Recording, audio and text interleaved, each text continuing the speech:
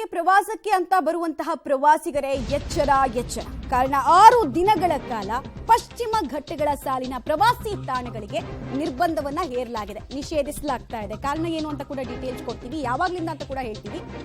ಮುಳ್ಳಯ್ಯನಗಿರಿ ಹಾಗೂ ಗಾಳಿಕೆರೆ ಇರಬಹುದು, ಜೊತೆಗೆ ಇನ್ನೊಂದಷ್ಟು ಪ್ರಮುಖ ಪ್ರವಾಸಿ ತಾಣಗಳಿದಾವಲ್ಲ, ಮಾಣಿಕ್ಯಧಾರ ಸೇರಿದಂತೆ ಎಲ್ಲವನ್ನ ಕೂಡ ಬಂದ್ ಮಾಡಲಾಗ್ತಾ ಇದೆ. ಡಿಸೆಂಬರ್ 22ನೇ ತಾರೀಕಿನಿಂದ 27ನೇ ತಾರೀಕು ತನಕ 6 ಪ್ರವಾಸಿ ತಾಣಗಳನ್ನ ಬಂದ್ ಮಾಡಲಾಗುತ್ತೆ. ಚಿಕ್ಕಮಗಳೂರಿಗೆ ಬರುವಂತಹ ಪ್ರವಾಸಿಗರು ಇದನ್ನ ಗಮನಿಸಬೇಕು, ಇಲ್ಲಾಂದ್ರೆ ಬಹಳಷ್ಟು ಸಮಸ್ಯೆ ಆಗುತ್ತೆ. ರೀಸನ್ ಏನು ಅಂತ ಹೇಳಿದ್ರೆ, ದತ್ತ ಜಯಂತಿ ಹಿನ್ನೆಲೆಯಲ್ಲಿ ಈ ಪ್ರವಾಸಿ ತಾಣಗಳಿಗೆ ನಿರ್ಬಂಧವನ್ನ ಹೇರಲಾಗ್ತದೆ. ಬಿಕಾಸ್ ಸಾಕಷ್ಟು ಜನ ಮಾಲಾಧಾರಿಗಳು ಬರ್ತಾರೆ, ಅವ್ರ ಗಾಡಿಗಳಲ್ಲಿ ಬರ್ತಾರೆ, ಕೆಲವರೆಲ್ಲ ಅಲ್ಲಿ ಪಾದಯಾತ್ರೆಯನ್ನು ಕೂಡ ನಡೆಸ್ತಾರೆ. ಸೊ ಅವ್ರಿಗೆ ಇನ್ಕನ್ವೀನಿಯನ್ಸ್ ಆಗಬಾರ್ದು ಅನ್ನೋ ನಿಟ್ಟಿನಲ್ಲಿ ಜಿಲ್ಲಾಡಳಿತ ಈ ಹೆಜ್ಜೆಯನ್ನ ಇಟ್ಟಿದೆ.